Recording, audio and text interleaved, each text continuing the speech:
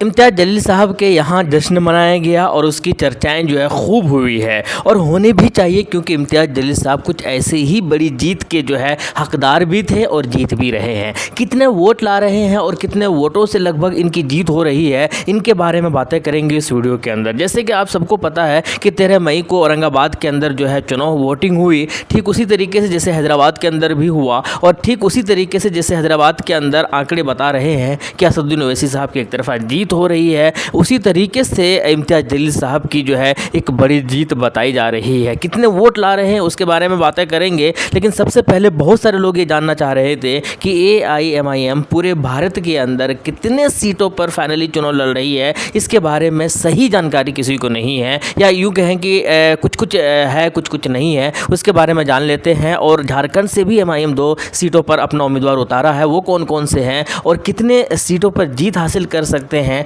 आइए एक एक करके देखते हैं। और कमेंट बॉक्स में ज़रूर बताइएगा कि कितने सीटों पर जीत हासिल कर सकते हैं इन 17 के 17 लोकसभा सीटों में से। कौन है वो 17 के 17 लोकसभा सीट और किस किस राज्य से है वो मैं आपको बताता हूँ। सबसे पहले तेलंगाना से शुरू करते हैं। तेलंगाना के अंदर एक सीट पर MIM पार्टी चुनाव लड़ रही है, वोटिंग भी हो चुका है, हैदराबाद, जहाँ से असदुद्दीन ओवैसी साहब को टिकट मिला था MIM पार्टी की तरफ से। उसके बाद महाराष्ट्र से चलते हैं। महाराष्ट्र से जो है औरंगाबाद से इम्तियाज़ जलील साहब को टिकट मिला है। उसके बाद महाराष्ट्र से पुणे से जो है अनीस सुंडके को जो है वो टिकट मिला है। उस्मानाबाद महाराष्ट्र से ही इब्राहिम सिद्दीकी को टिकट मिला है। मुंबई नॉर्थ सेंट्रल से रमज़ान चौधरी को टिकट मिला है। भिवंडी से अकरम खान महाराष्ट्र से जो है इनको टिकट मिला है। इसके अलावा हम बात करते हैं बिहार से, तो बिहार से किशनगंज से जहाँ पर वोटिंग हो चुका है अख्तरुल इमान को टिकट मिला हुआ था। शिवहर से राणा रणजीत सिंह को जो है टिकट मिला है। मधुबनी से जो है वकार सिद्दीकी को टिकट मिला है। गोपालगंज से दीनानाथ मांझी को जो है वो टिकट मिला है। मुजफ्फरपुर से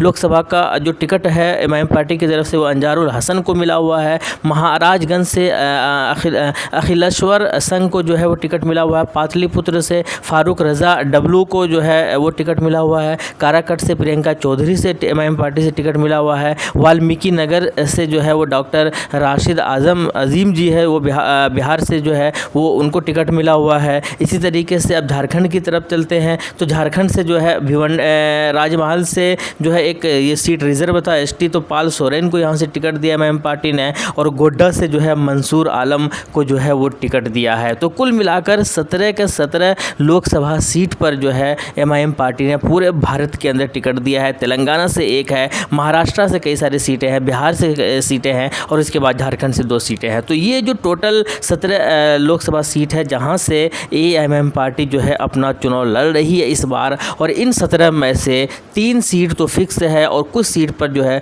वो सरप्राइज़ कर सकती है AIMIM पार्टी इस बार, जब रिज़ल्ट और परिणाम और जब नतीजा जब घोषणा होगा उस वक्त। और इसके अलावा हम जो बात करते हैं कि बातें और भी हुई थी उत्तर प्रदेश की, वहाँ से जो है गठबंधन को सपोर्ट किया है MIM पार्टी की तरफ से एक भी उम्मीदवार नहीं है। गुजरात से भी बातें हुई थी, तो वहाँ से भी जो है एक भी उम्मीदवार जो है MIM ने घोषणा किया नहीं है। इसके अलावा जो है तमिलनाडु से भी बातें हुई थी, कर्नाटका से भी बातें हुई थी, लेकिन फ़िलहाल जो है वहाँ से MIM पार्टी की तरफ से जो है कोई भी उम्मीदवार घोषणा हुआ नहीं है। हालांकि MIM ने कई जगह पर सपोर्ट ज़रूर किया है, वीडियो बनाकर कहें या फिर वहाँ पर जाकर सभा करके कहें, चाहे वो मौलाना बदरुद्दीन अजमल साहब की बात हो, चाहे फिर महाराष्ट्र की कई सारे सीटों पर ज़रूर बातें हो। खैर, कुल मिलाकर हम बात करते हैं ये 17 लोकसभा टोटल जो है टोटल लोकसभा में से 17 लोकसभा सीट पर MIM पार्टी चुनाव लड़ रही है और अपना उम्मीदवार उतारी है। अब ये देखना है कि इन 17 में से कितने सीटों पर जो है MIM पार्टी जीत हासिल कर सकती है।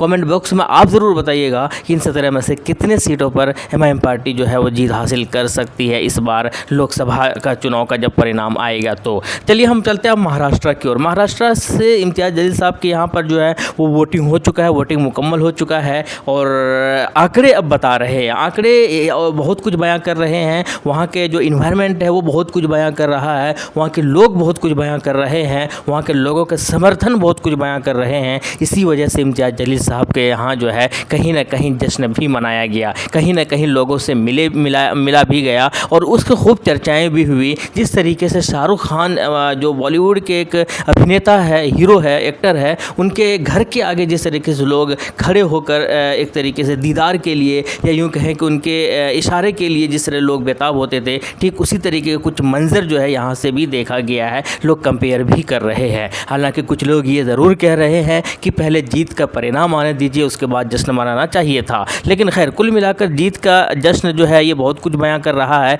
ये बयां कर रहा है कि इम्तियाज़ जलील साहब एक बार फिर से औरंगाबाद के अंदर जो है फतह हासिल करके दिल्ली पहुंचने वाले हैं संसद के अंदर, क्योंकि इम्तियाज़ जलील साहब ने वाकई जो है लोगों के दिलों में अपना घर किया है। वाकई एमआईएम का जो परचम है बहुत ज़्यादा बुलंद करने की कोशिश किया है और उसमें कामयाबी भी हुए हैं। उम्मीदवारों की अगर बात की जाए कौन कौन थे इनके यहाँ से, यूबीटी ग्रुप से जो है शिवसेना के यूबीटी से चंद्रकांत खैरे थे, 1999 से जीतते हुए आ रहे थे। पिछली बार हराया एमआईएम पार्टी ने, इम्तियाज़ जलील साहब ने इस बार भी हरा रहे हैं। इस बार भी मैदान के अंदर है चंद्रकांत खैरे साहब और कहा यही जा रहा है कि इस बार भी जो है ये दूसरे नंबर पर ही रहने वाले हैं। हालांकि पिछले बार में जो है बहुत कम जीत और हार का अंतर था, इस बार जीत और हार का अंतर बहुत ज़्यादा होने वाला है। कितने होने वाले हैं वो भी मैं आपको बताने वाला हूँ। एएमआईएम से इम्तियाज़ जलील साहब थे। इसके अलावा शिवसेना के जो ग्रुप है वहाँ पर संदीपन राव भुमरे जो है उनको टिकट मिला था। वीवीएस से अफसर खान को ज़रूर मिला था, लेकिन वो जो है अफसर खान का समर्थन मिल गया था, वीवीएस से समर्थन मिल गया था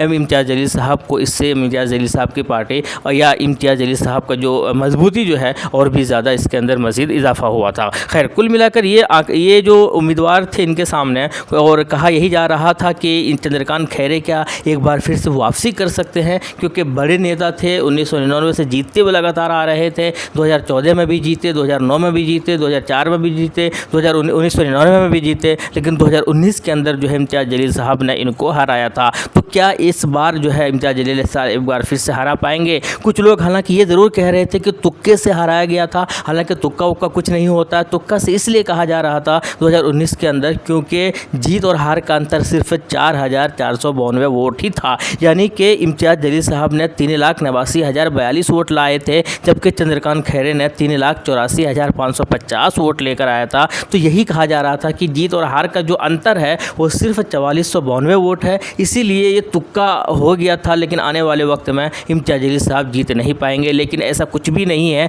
बल्कि इस जीत और हार का जो अंतर पिछले बार था उसके अंदर और भी ज़्यादा इजाफा हो गया है। और इस बार ये आंकड़े बयां कर रहे हैं, ये बताया जा रहा है कि इम्तियाज़ जलील साहब इस बार, हालांकि पिछले बार 3,89,000 वोट लेकर आए थे, लगभग 4,000 के आसपास, 4 लाख के आसपास, लेकिन इस बार जो है ये 5 लाख से ज़्यादा वोट लेकर आ रहे हैं। आंकड़े ऐसे बता रहे हैं, लोग ऐसे बयां कर रहे हैं। और जीत और हार का जो अंतर है वो इस बार 1 लाख के आसपास रहने जा रहा है, ऐसा कुछ बयां हो रहा है। ऐसे कुछ लोगों के बीच में जो है चर्चाएं चल रही है। हालांकि इसका फाइनल जो चीज़ें होंगी वो तो परिणाम आने के बाद ही पता चलेगा, लेकिन ये आंकड़े ज़रूर बयां कर रहे हैं। और इसीलिए इम्तियाज़ जलील साहब के यहाँ जो है कहीं ना कहीं वहाँ के लोग जो है वो जश्न मना रहे हैं और एक खुशियाँ जो है वहाँ के आवाम के बीच में जो है देखने को मिल रहा है। और यही कहा जा रहा है कि इम्तियाज़ जलील एक बार फिर से औरंगाबाद के सांसद बन रहे हैं, बड़ी बेबाकी से और बड़े डंके की चोट पर बन रहे हैं। हिंदू, मुस्लिम, सिख, ईसाई सबको ही समर्थन दे रहे हैं,